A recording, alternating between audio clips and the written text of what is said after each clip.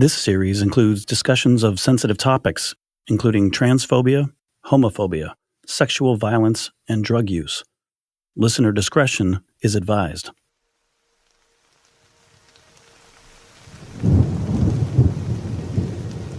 It's a cold, drizzly December morning on Larch Mountain, the highest freestanding peak in Clark County, Washington, which on clear days boasts stunning views of nearby Mount St. Helens. But today, there are no picturesque vantage points atop the summit at Larch. A dense canopy of fir trees and a low cloud ceiling make it seem later in the day than it is. It feels as if night is setting in. It was overcast. It was cold. Members of Clark County Search and Rescue fan out about 30 feet down a rugged hillside. The terrain was steep. The ground was muddy. Scott Watkins and his teammates dig the tips of their hiking boots into the soupy ground, which squishes under the weight of their rubber soles. As they trudge upward, they wipe raindrops from their face. There was a lot of vegetation, lots of rhododendron-type shrubbery, lots of vine maple. They're carrying hedge trimmers and machetes to slice through jagged vegetation. A shrub called Devil's Club tears into Scott's gloves as he sweeps his hands over the ground. Tiny little spikes from the plant burrow into the arms of his jacket. And they're just covered in these really fine, barbed hooks. And they grab your clothes and they cut your face and they get in your skin and they just hurt. The searchers are just off a Forest Service road composed of mostly dirt and gravel. Their bright red uniform shirts are a sharp juxtaposition to the natural landscape around them. The glow of headlamps and flashlights illuminates the hidden underbrush of the forest. In this situation, it was going to be easier for us to go uphill because we're going to be virtually on our hands and knees. So I can reach out on either side of me and touch the shoulder of the person next to me. So we're that close. And we're looking under pine needles and leaves and twigs and whatever. We're looking for some really tiny things like teeth and fingernails and earrings and buttons. And the longer it's been out there, the more it starts to take on the characteristics of its surroundings. So everything starts looking brown and tan and black and mossy green.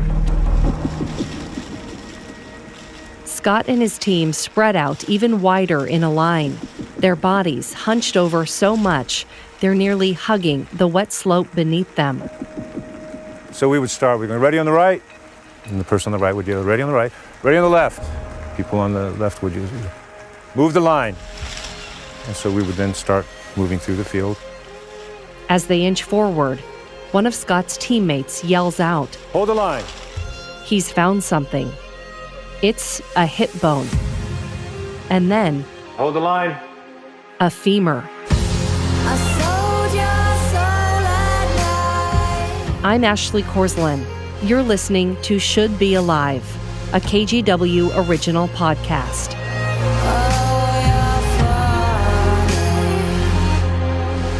Episode 3 of 6, Bringing Nikki Home.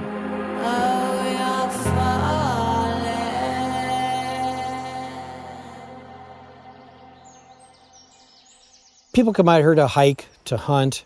They go target shooting. It's peaceful. I mean, people come out here to just see nature and whatnot. And Larch Mountain is a place major crimes detective Joe Swenson has visited several times in his decade with the Clark County Sheriff's Office. His agency has jurisdiction here.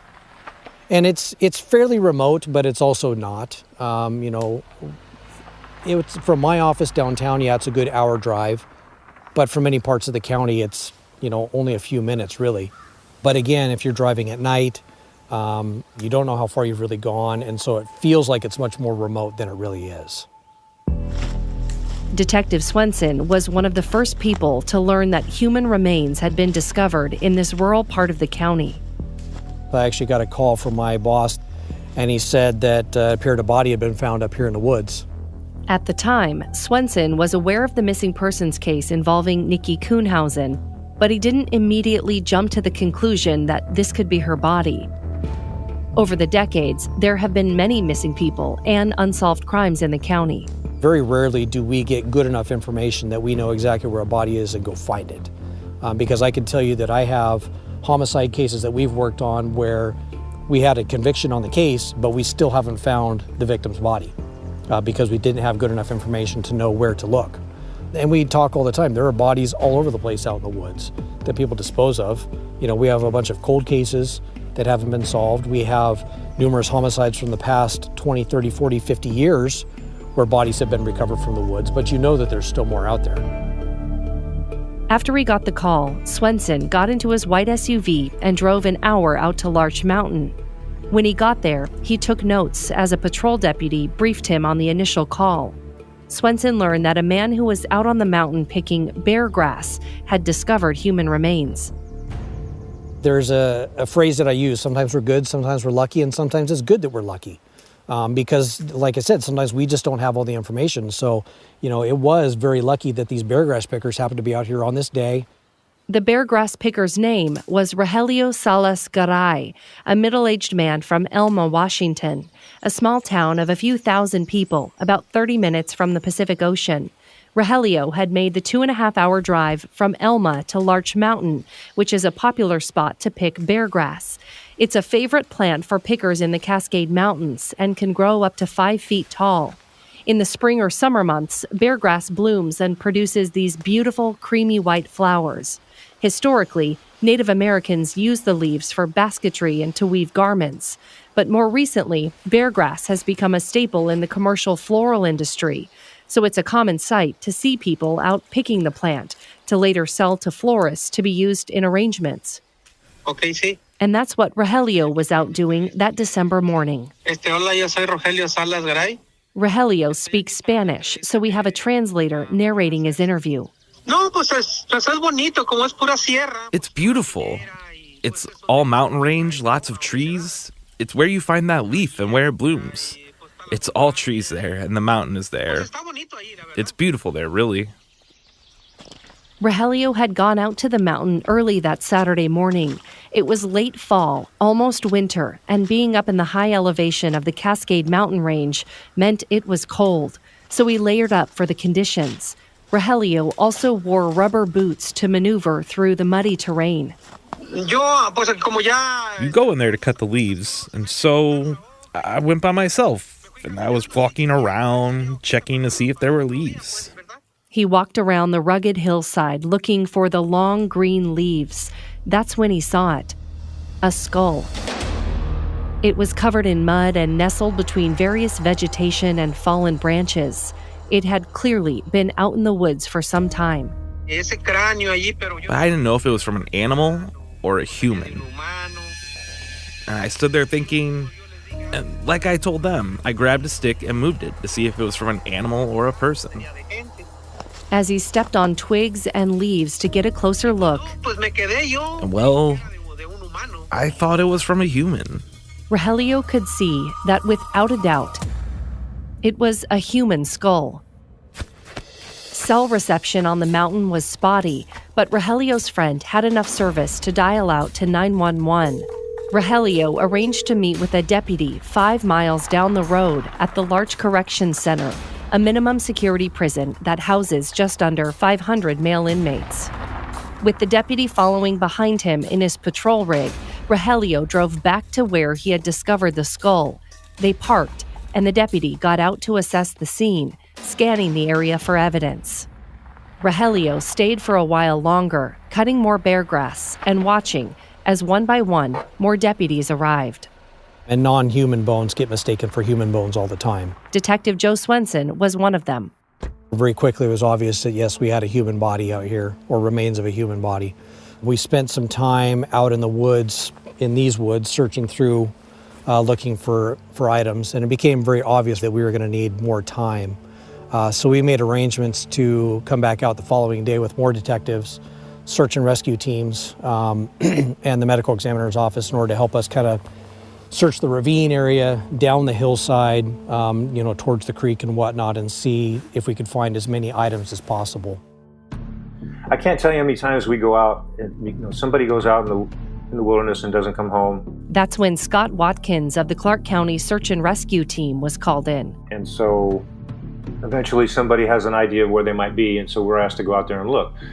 And how many times we go and we don't find anything, either because it's not there or it is there but it's buried so deep we can't see it. And this one was different because there was a lot of material out there and we found a lot of stuff. Many of their call-outs involve searching for missing hikers or someone lost in the woods. It's rare for them to get a call that could be criminal in nature, especially a homicide. So the team had to work carefully as they spread out along the hillside to collect evidence. With each new discovery, they plunged markers into the ground, little orange flags on wire poles. It only took a few minutes for the area to become peppered with little bursts of orange, signals for deputies to come bag up evidence. So we're waiting for the deputy to come over and let's look around here while we're waiting and see if we find something else. And sure enough, about 9 inches away, there was a ring. But it wasn't shiny, it was like black and it was partially buried. And had that bone not been there, and had we not had a little extra time to wait for that deputy to get over to us, we could easily have missed that. And so every time somebody yells that hold the line, it's like, oh man, there's stuff out here. They're finding stuff. We got to stay vigilant.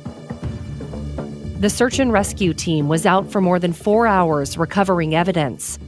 One searcher even brought his own metal detector to locate various pieces of jewelry. Searchers ultimately discovered more than a dozen items, including tennis shoes, a lime green windbreaker, underwear, a bandana, watch, tongue stud, and 4 rings, one of them with a distinctive bright blue gemstone. They also found vertebrae, ribs, and a femur, and a cell phone charging cord knotted around clumps of hair extensions, and a small U-shaped bone. It was a hyoid bone from a human neck.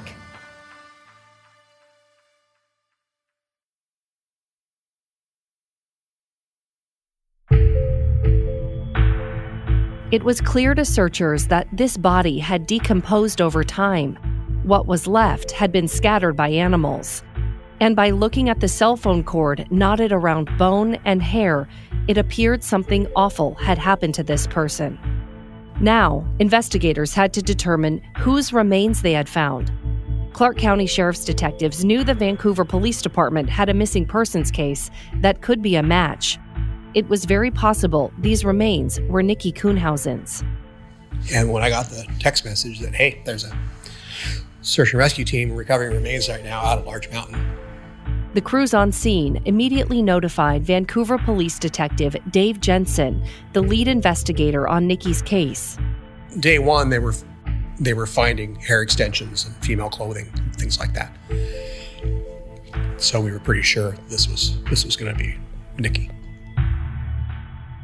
After comparing the evidence photographs to photos on Nikki's social media accounts, Jensen was certain these remains were Nikki's. Pictures showed her wearing the same jewelry recovered from Larch Mountain. We had photos of clothing and jewelry, things like that from social media. The hair extensions and all that all matched up. We had a very distinctive wristwatch. We had a very distinctive ring. The remains were then sent off for formal identification through DNA and dental records. A medical examiner later confirmed the remains did, in fact, belong to Nikki Kuhnhausen. With the evidence indicating Nikki had been murdered, Detective Jensen now had to shift his focus to finding her killer and getting him into custody. Back at home in Vancouver, Lisa Woods was unaware that searchers had been out at Larch Mountain recovering her daughter's remains. It had now been 6 months since Nikki disappeared. Christmas was a little over a week away, and everyone around Lisa was busy decorating their homes, shopping for gifts, and planning family get-togethers. But Lisa couldn't bring herself to do any of that. How could she get in the holiday spirit without Nikki there? Lisa felt empty and only had the strength to make Nikki a handmade Christmas card. I thought she was going to be home for Christmas, and I wanted to have a card for her. Do you remember the moment that you found out that Nikki was discovered? I remember it very clearly. In the house I was in, there were 3 windows on the door, and Dave was in the middle. It was Detective Dave Jensen. And he had 2 suits. I call them suits because he wears jeans and hoodies. But 2 suits on the side of him, and I knew it was December 17th at about 2 o'clock. And I just fell to my knees, and the next thing I know, he was holding me, rocking me, saying how sorry he was. And they stayed for a while so we could talk about things. But I remember very clearly, yeah. Is there some sense of also relief knowing that, like you said, you got Nikki back though, as opposed to never knowing? I know it doesn't make it easier, but is there? Oh, there's so many tragic stories out there where they have no clue or no idea, or they're just missing, Yeah, I'm very blessed to have had the beargrass picker up on the mountain.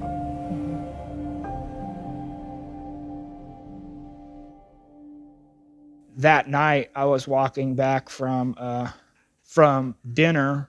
Alex Kuhnhausen, Nikki's older brother, also vividly remembers the day he got the news. He was in prison at the Larch Correction Center, coincidentally just 5 miles down the road from where Nikki's remains had been found. The same place where the beargrass picker had arranged a meeting with the deputy to take him to where he found Nikki's skull. She's like, "What's your name?" A sergeant at the jail came to Alex's cell and told him there was some sort of family emergency. And I told her my name. She's like, "I need to talk to you." And I knew right there, and she's like, "They called and they found your sister's body and stuff." And I was just like, I didn't know how to feel. I didn't even cry. I didn't, you know what I mean? I just sat there for a second. And she's like, "Take all the time you need. And when you want to, call your family, I still haven't cried about it. It just, I don't know, it hasn't hit me yet. The whole time in prison, it didn't feel real until I got out here, It was literally like a mile and a half of where she was found was where I was at. So it's like every day I'd walk. I was there for over 2 years, and I would walk. When I was running the track, I would run 5 miles every day. And when I was running the track, I'd just sit there and I'd just think about what she went through, all that pain that I wasn't able to take care of her, you know what I mean? The last time Alex saw Nikki was 3 days before she disappeared. Alex was being placed into the back of a patrol car after getting arrested for possession of a stolen motor vehicle and skipping bail. Do you remember the last thing you guys said to each other? That we love each other, because I was in the back of a cop car and, the cop let me give her a hug and stuff. And I told her I love her, and she's like, "I'll bail you out." And I was like, "Just leave it alone," because I got in trouble and stuff, and I knew I was going to prison. So I just told her to just take care of herself, Yeah. Me being that protective older brother, that's what I thought of, I'm supposed to protect her. And so it's like that night played over and over and over in my head, what could have I done different?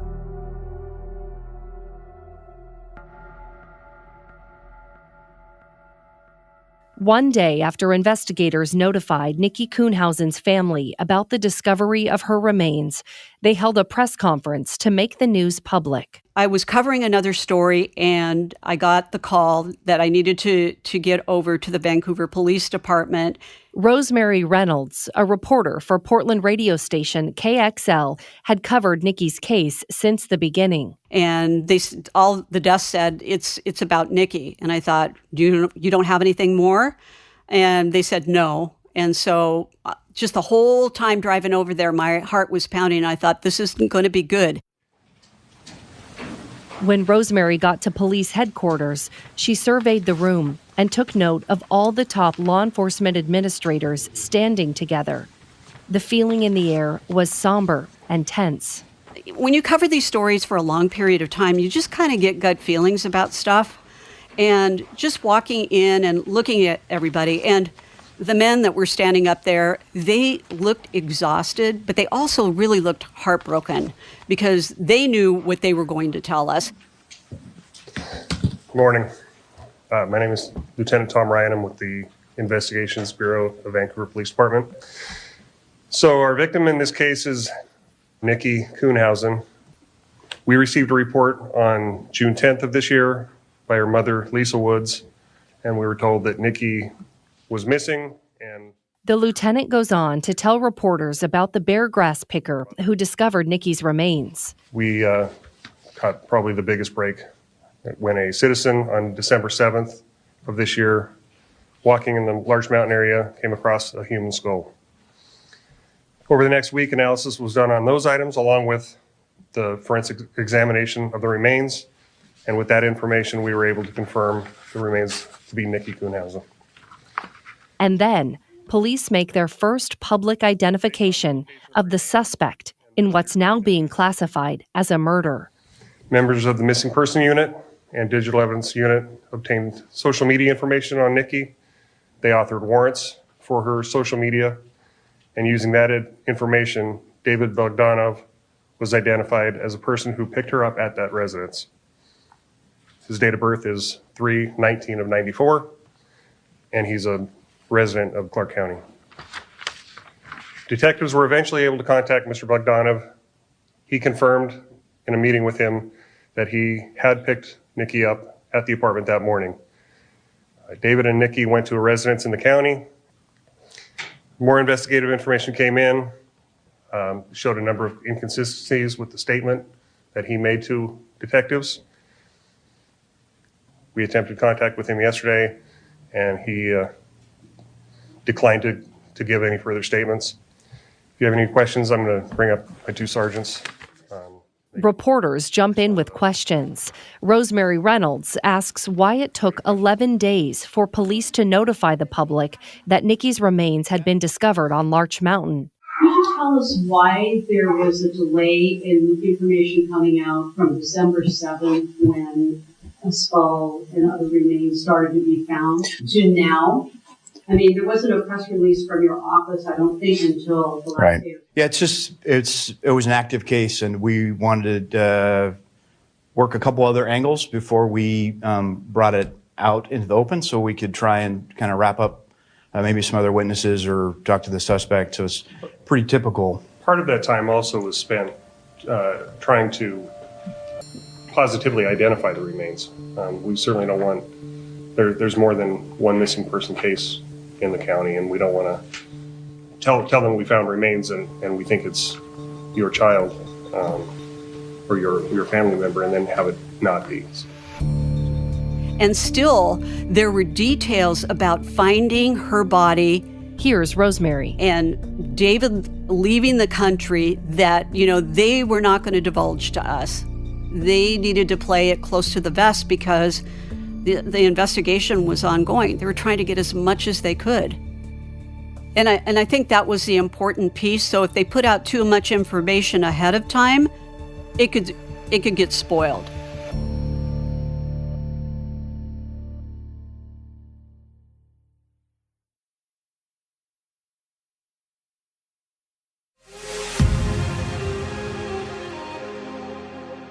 We are going to begin tonight, though, with a tragic update just into our newsroom. Police say a Vancouver teenager missing since this summer has been found dead. Within hours of the police press conference, news stations in Portland led with the story that Nikki's remains had been discovered. And for the first time, the public learned the name David Bogdanov. Police believe he became angry with Nikki Kuhnhausen after she told him she was transgender following a sexual encounter. It wasn't until earlier this month that a hiker found her remains in the Larch Mountain area of Clark County. And according to journalists would learn that investigators had connected David to Larch Mountain, and they would quickly begin trying to figure out how. It turns out, Detective Dave Jensen had enlisted the FBI to help him analyze David's cell phone records.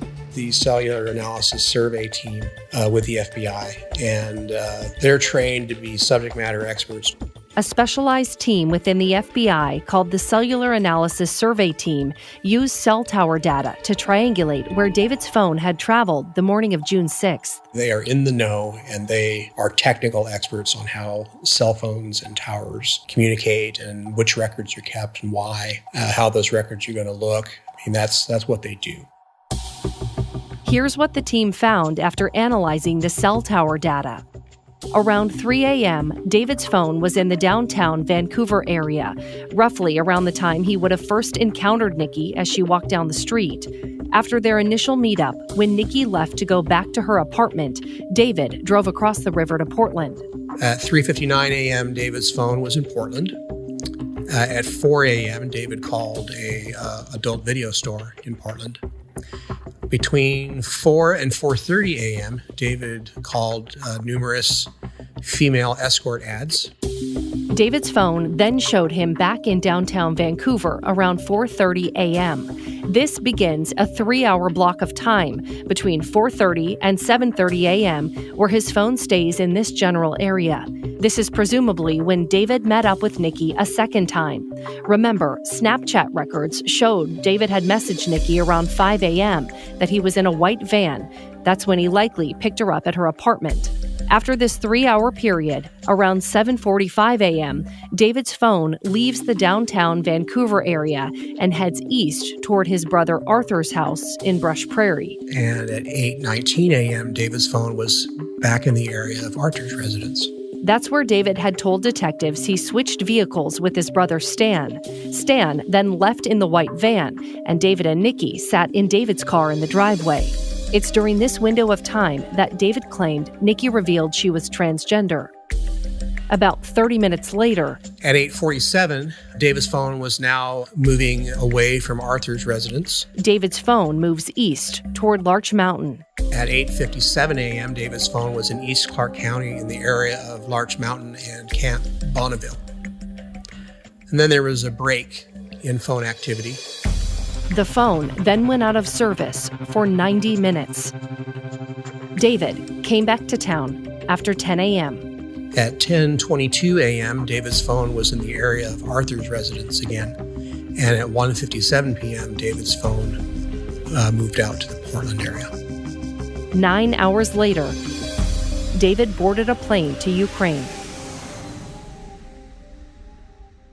At some point, he killed Nikki and transported her body to where it was found in Larch Mountain. It's not clear. It's a very big window of time between when he picked her up the second time and then when he made that drive to Larch Mountain. And can't really be sure exactly where she was killed, if she was killed while still near Arthur's house or where that was, or if the murder occurred out in the Larch Mountain area. We really can't tell. But somewhere in that period is when he killed and moved her. The location data placing David Bogdanov at Larch Mountain and the subsequent discovery of Nikki's remains in that very area gave Detective Jensen enough evidence to bring David back in for questioning, this time in handcuffs. This is a recording from an interview room at the Vancouver Police Department dated December 17th of 2019, the day before police held that press conference with reporters. There's a small table with 2 empty chairs. A few feet away, David sits expressionless. He's alone in the room. His hands are pulled behind his back in handcuffs. He's wearing all black, a beanie, sweater, athletic pants, and tennis shoes. The cameras roll for 15 minutes before detectives walk in. Hey, David. Hey, how are you doing? What's up, girl? I'm in spite of things. It's Detective Jensen, along with another detective. Got you some water here, so we're gonna take the handcuffs off you. All right. Do you understand that this room is being audio and video recorded? Sure. Okay. The other detective asks David to stand up so he can remove the handcuffs. All right. You're not going to flip out on us or anything? You all right? Okay. Okay, I'm going to reach in here. Sorry. There you go. David sits down, now with his hands free. Detective Jensen also sits down, facing David. Sorry for interrupting your commute this morning. Before I say anything to you about what we stopped you for, I want to read you your rights and make sure you understand them, okay? You have the right to remain silent. Anything you say can be used against you in a court of law. You have the right at this time to talk to a lawyer and to have him present with you while you're being questioned. If you cannot afford to hire a lawyer, one will be appointed to represent you before any questioning if you wish. You can decide at any time to exercise these rights and not answer any questions or make any statements. Do you understand those rights? Mm-hmm. David nods, cupping his jaw in his hands as he looks down at the floor. He avoids making eye contact with the detectives. When we spoke to you last time, I don't know if you recall the whole conversation, but you said that you met her earlier in the evening. Jensen brings up their last interview with David from back in October, when David denied knowing what happened to Nikki. Mm-hmm. And that's when you're like, I'm not into this, and kicked her out of the van, sent her on her way. Okay? Does that ring a bell? Yeah. Okay. The other detective jumps in. So before we go on, he's basically summarized everything that you guys talked about. Is there anything that you want to revise before we continue on? I mean, I might have stopped by the gas station. Okay. I don't remember. Then, Jensen reveals he's gotten some bombshell evidence tying David to the murder. The location data from the cell towers, putting David's phone at Larch Mountain. So at the time that we talked, I didn't have the benefit of all of your phone records, okay? But now there's been some additional analysis done, okay? So your phone left Archer's house and then went east, out past Larch Mountain.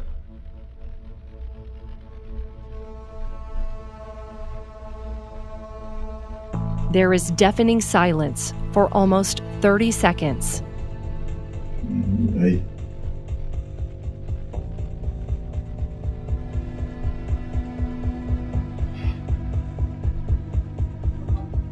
What happened on that trip?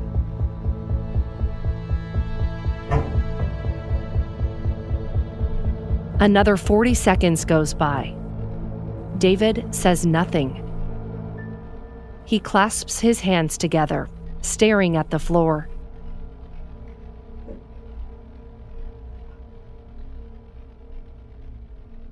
That trip took about an hour round trip from Archer's house, past Larch Mountain, up some logging roads, and then back again. You didn't just go to work, did you? I think I want to talk with the lawyer. David says he thinks he wants to talk to a lawyer. It was a fuzzy day, but I don't want to take minutes off to work. The interview is effectively over. Okay, all right. So understand that you're being arrested today for the murder of Nikki Kuhnhausen, whose remains have been discovered, okay, who was strangled to death, okay. So we're going to put you back in handcuffs, all right? Stand up for me, please. As he stands up, David's body is stiff. His expression is stoic as detectives put the handcuffs back on his wrists. We're not going to ask any additional questions because you've invoked your right to legal counsel, okay? And that is what's going to happen today. So, all right, sit down. Sit down here, and we are going to finish doing some paperwork. Have some other things that need to do, maybe a little while, okay? We may put you in a temporary holding cell for a bit, get you something to drink. You're probably going to be here for a little while, and then you're going to be booked. All right?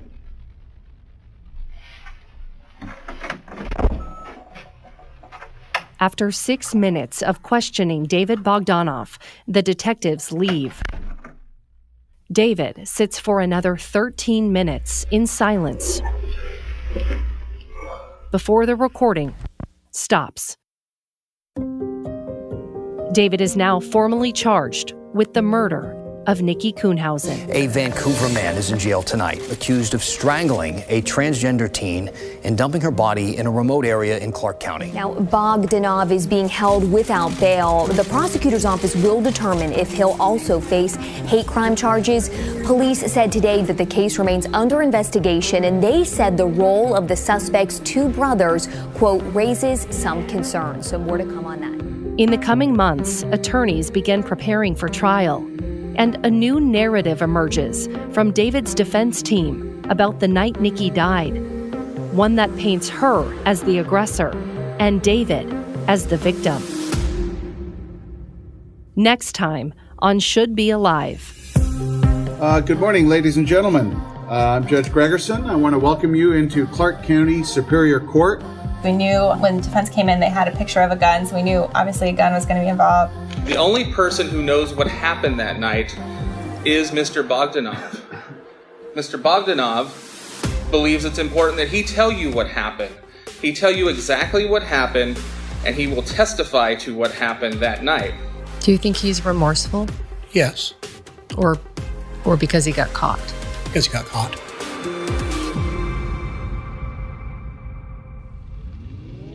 Should Be Alive is a KGW and Vault Studios production. Please follow and leave us a rating or review. We've got a lot more information about this case, including videos and pictures, on kgw.com/shouldbealive and on the KGW YouTube page. This show is written, produced, and hosted by me, Ashley Korslund. Our audio editor and co-producer is Zachary Carver. Our executive producer is John Tierney. The Vault Studios team includes Will Johnson, Reed Redmond, and Ian Hill. Original artwork by Jeff Patterson and videography by Kurt Austin and Nick Bieber. Audio assistance by Andy Thomas and Vince Jones, and digital media by Louisa Anderson and Celeste Ruiz. Marketing and promotion by Will Mahon and Jennifer Woodruff. Our Tegna legal counsel is Will Herman. Special thanks to Lyndon Walls with Idea Stack Creative, KGW General Manager Steve Carter, News Director Greg Retsinas, and the entire KGW staff.